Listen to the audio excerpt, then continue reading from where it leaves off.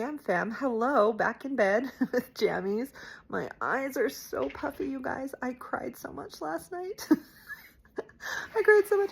And I have to tell you, so much of my tears were about, like I said in my goodbye video, it was about the beauty of what we have created. Look who it is. Come here. I can't pause my videos like TikTok. Look who it is. She loves me. Okay, so much about my emotion yesterday was because of what we created. I'm just overwhelmed that I got to be a part of that. It's so, so beautiful. But of course, so much of that is also sadness and anger that this beautiful thing we had been taken away. And so again, because I'm a healer, because I want you to do your healing work, I'm going to walk you through how that process affected me. So as I was processing it, I'd heard people call it last day of camp energy or high school graduation energy. And that felt very apt. We've made these bonds and these connections, and now we feel like we're being scattered and we're trying to get contact information, and will it ever be the same? And we're having all these feelings. So processing through that, I was taken back to when I graduated from college. And that was not a good time for me. I was going through a lot of emotional struggles. I actually had a full nervous breakdown spring of my senior year, and ended up having to move back home with my family. And basically, so this was 2004.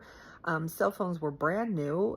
We didn't have great ways to get in contact with people. And because I also had this nervous breakdown and had completely withdrawn. I'd essentially dropped out of school. I don't even know how I graduated. I'd completely withdrawn from everyone I was in contact with. And they basically let me. They basically abandoned me. And this incredible time that I had been having with all these friends and all these great people just suddenly ended. And most of them I've never seen or heard from again. And that was a devastating loss on top of what I was going through with my mental health struggles. Later that year, I was diagnosed with bipolar disorder, which, long story short, if you've heard me talk about that, I am not bipolar. I am psychic. I'm not mentally ill. I am spiritually gifted. So that experience was the catalyst for that. But I still have a lot of unprocessed grief from that time and everything I lost, and feeling like I was thrown out into the world and was not ready for it, and lost everyone I held dear. And so that experience of having TikTok go dark, literally in the middle of a live I was in with Sam and Ethical Psychic, it was devastating. And so a lot of what I was processing was that stored grief and that feeling of loss, and the thing that you love and that you'd spent all these years creating. For me, 2 months, all these 2 months that I'd been talking about the vote on TikTok, was taken away from me. And I was really, really devastated by that. So I cried. I just cried. I just felt my feelings. I just processed it.